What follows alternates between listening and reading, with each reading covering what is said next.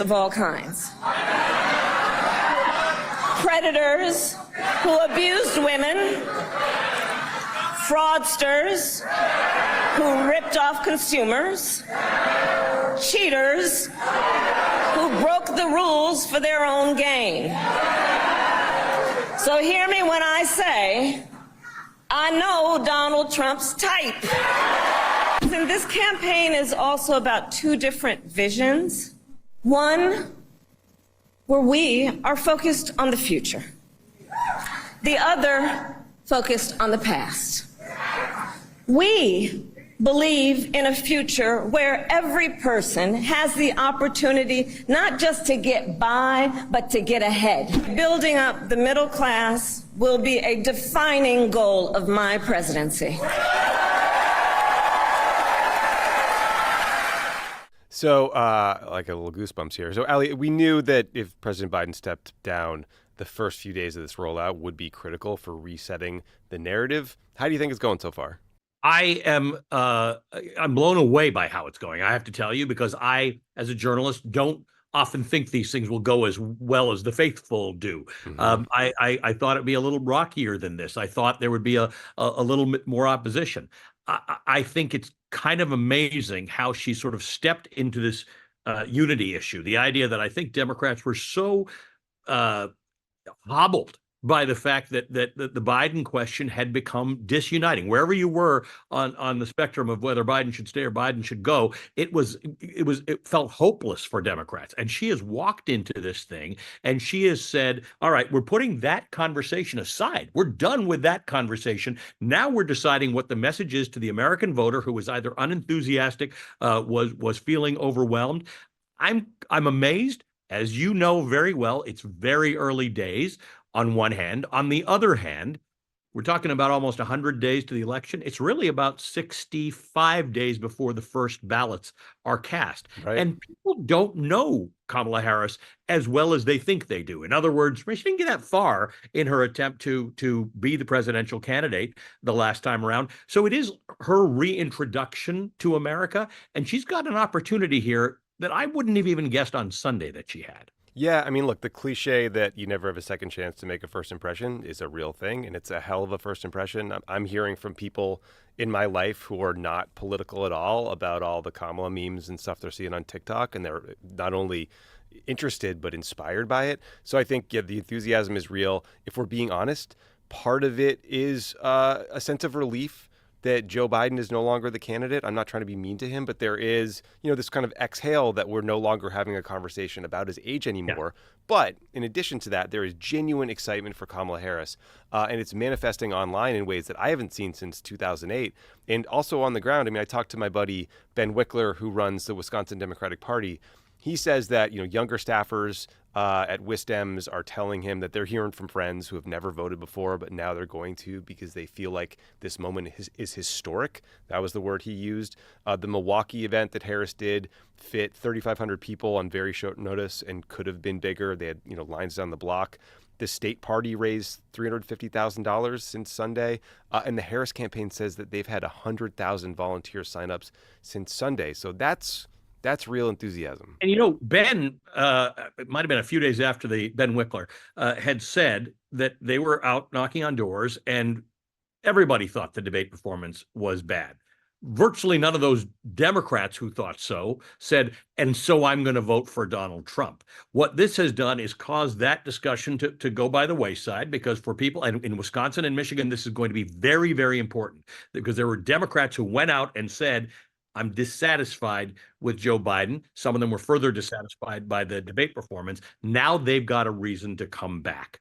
And it didn't need to be a massive reason, but it's a reason. And I think Kamala Harris has a remarkable opportunity here, not just for the first impression, but to shape what the discourse is going to be for the next 65 days and then 105 days or whatever it is until the election. Yeah. So given what you're watching and reading and the strategists you talk to, do you feel like the underlying dynamics of the race are different or the same? I mean, do you think we're going to be talking about different states being in play? Possibly. But we were going to talk about different states being in play anyway, because there are Democratic states which didn't go Democratic in prior elections that were going to be at risk with the dynamic that we have. So the number of states that have expanded into the swing-ish category was greater than most people think. Upward of 10 states, could be 13 states. So number one, if you can just shrink the swingy states back down to 6 or 7, you're at least in the game. Number two, I thought that clip you played of Kamala Harris was kind of amazing.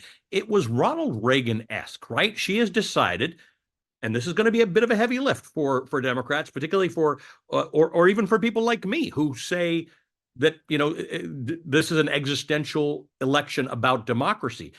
For the moment, she's embracing a slightly different message, that there's a bright future for America. She's going to lean onto the Biden economic track record, but generally talk about the future. And that contrasts with Donald Trump's, generally speaking, bleak, restrictive, isolationist future. I think that might be a more creative thing. People like me are still going to go on and warn people that if you don't vote in this election, your democracy could be at risk. She may go out with a different message, and it might be refreshing and it might be enticing to voters who are going to sit on their hands. I have to say, I think you hit on, honestly, the most important thing, which is my frustration with the Biden campaign's message was that it was very much about, these are my accomplishments, allow me to list them to you. And there was not enough forward-looking, here's what I'll do in the future vision. Now, that's a hard contrast to paint when you're an 81-year-old. I think with Kamala Harris, she looks different, she sounds different, she's far younger than Donald Trump, and so it just, that message fits. But yeah, that was another moment where I was like, oh, this is just wonderful to hear. It also, look, we've heard it. You heard it from your listeners. I've heard it from my viewers. People are exhausted. They are diminished. They feel overwhelmed. And the idea that you can be useful, that you can be part of a movement, that you can be part of something that feels like the future, not a negative future where we close off our borders and we call immigrants vermin and we obsess about transgender kids and we worry about how many ways we can restrict abortion. An actual future that talks about economic growth, the growth of our country, leadership of the world, the saving of democracy, the reinstituting of human rights norms around the world, and being a leader at that. That's exciting. Yeah. That makes me feel like I want to get out and do something, as opposed to just the endless onslaught of my freedoms. It's not a lesser of two evils conversation at all. Right. Yeah, I think I agree with you fundamentally. I think like the campaign, Jen O'Malley Dillon had a memo out today. The blue wall states are still key, Michigan, Wisconsin, Pennsylvania, but they're going to be back to trying to expand the race into North Carolina, Georgia, Arizona, Nevada, states that frankly were just gone, according to the polling I saw. And I also think, you know, Harris, in some of the polling about her versus Biden, shows she gives us the chance to win back younger voters, Black and Latino voters. She also clearly excites the base. And I think she has proven to be the most effective messenger we have on abortion rights and abortion access. That's right. And she can drive that hard.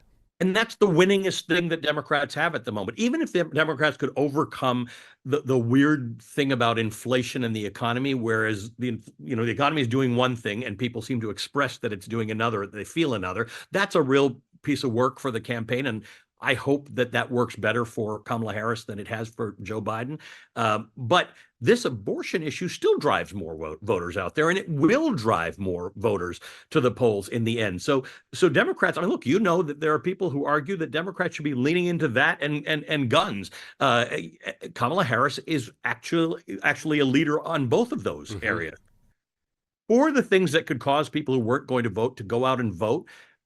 Those are two of the major issues. Obviously, Israel and Gaza is another one, and we're yet to see how that unfolds. But I'm actually more hopeful that she's able to motivate some of the voters who weren't going to show up for Joe Biden on that issue. Yeah, I want to ask you about what space she may or may not have on Gaza in a second.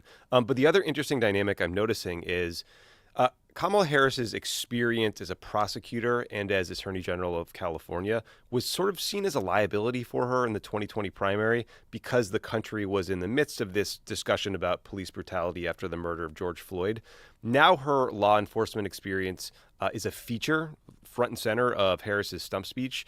Do you think this, the 2020 like Kamala as a cop narrative that you saw online is now mostly a political asset? I do, actually. Look, there's a narrow space, and it is about police brutality and police violence, and that has not been solved. in which being a prosecutor who's tough on crime works against you. Similar thing occurred with Josh Shapiro in Pennsylvania, also a prosecutor, also known to be tough on crime. Generally speaking, if you separate police brutality and unfairness